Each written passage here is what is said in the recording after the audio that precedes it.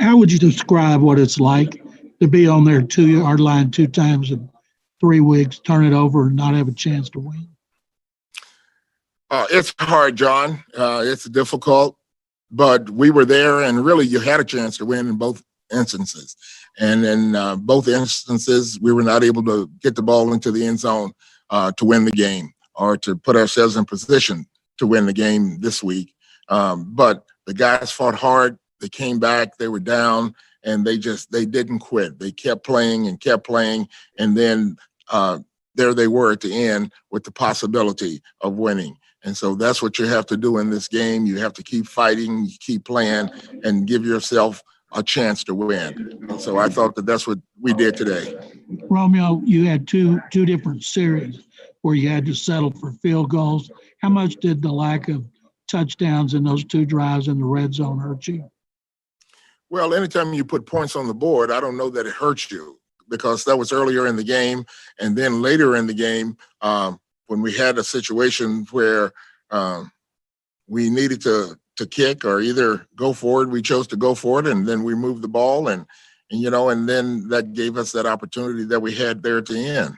So those decisions, you make them about a feel for the game, about what your team is doing and what the opponent is doing, and then you pick the one that you think is best and see how it turns out.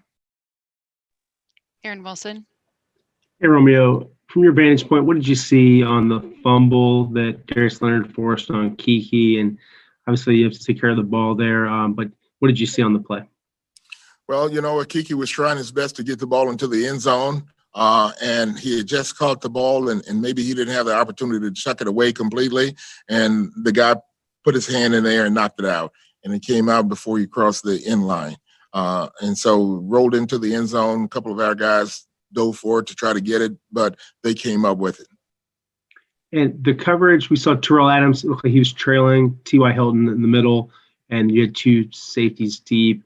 What was the call on the play, and was there supposed to be help from the safety, either one, AJ or Lonnie, to help Terrell with that, or is he supposed to cover him the whole way?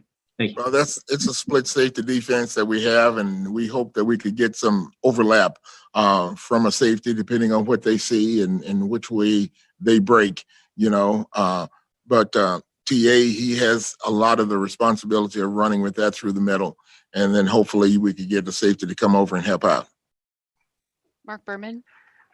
Romeo, did you have a chance in the locker room to speak to Kiki at all? And if you did, can you share with us how he's doing? What did you say to him, that kind of thing? No, I didn't speak with Kiki in the locker room. I spoke with him on the sideline before, because he had 2 balls that he had a chance to catch, and they came off his hands, earlier in the game. And I encouraged him and told him, to be ready the next time. And then the next time he caught a touchdown pass, and on this one, he was just fighting. He was fighting to try to get into the end zone. And he just couldn't get it tucked away before he got punched out. What did you say to your players afterwards? How badly do you feel for them? That kind of thing. No, I don't know. I feel bad for them, just like I feel bad for myself, in the organization, because we didn't win, because we're in a win or lose business. But I told them that the way that they fought, because we talked about it the night before, of playing every play and putting plays behind us and then playing the next play. And I thought that they did that today. They came out and they fought and they kept playing, and we had a chance to win. And so if they will continue to do that these next 2 weeks, we'll see how it falls out.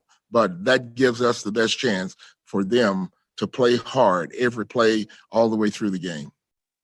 Aaron Reese. Hey, Romeo, on the false start that you guys had on 3rd and inches near the goal line, did you envision that as 4-down territory prior to the penalty? Could have been. Yeah.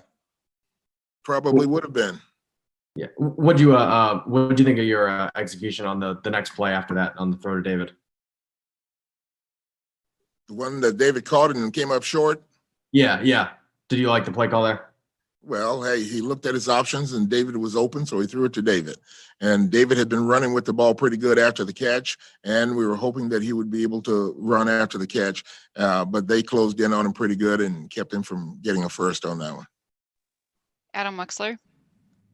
Romeo, had you guys been able to punch the ball in and score that touchdown to make it a 1-point game late, were you planning on going for 2?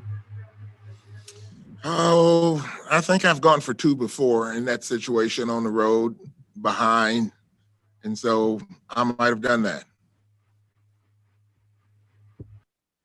John McClain. Romeo, how much does it hurt the offense not to have a better running game when you get down like inside the 5-yard line? Well, you'd like to be able to run the ball in. That demoralizes the defense. But the thing that if you do not have an effective running game, in my mind, what that does is that allows the pass rushers to pin their ears back when they think it's a pass and put more pressure on the quarterback, which makes it more difficult for him. And so, we ran it efficiently at times, but we didn't do well in the red zone today, running or passing. So we got to do better in the red zone. 2 more. Aaron Wilson. Romeo, what did you think of the pass protection? I know in some instances, not the pass protection's fault, just no one was open and he took a sack. But what did you think overall of the protection? It seemed like it got better as the game went on. Well, I think that once we settled down, because we lost the starter, and part of that, the replacement, even though he's played before, he had a pretty good rusher coming off the edge against him. And that's what I mean when I say that when they know it's a pass, they can pin their ears back and makes protection a lot tougher, But overall, I thought that they fought. When he had a chance to get his hands on the guy and set the guy down, then he protected, and we were able to deliver some balls then. But it kind of goes hand in hand, If he has time, he will complete some balls. When he doesn't have time, then he has to run around, and that throws the timing off. You mentioned David. He hadn't been involved much in the passing game, even though that's a lot of his background. He's a good pass catcher today, 11 receptions. Does this kind of make you wish that he had been more in the passing game when he was up and able to play earlier in the year?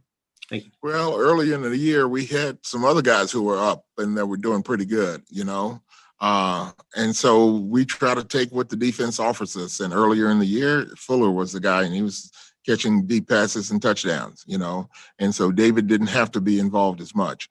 Now we're down to one Cooks primarily, and if they take him away, then we look to Chad and we look to other guys.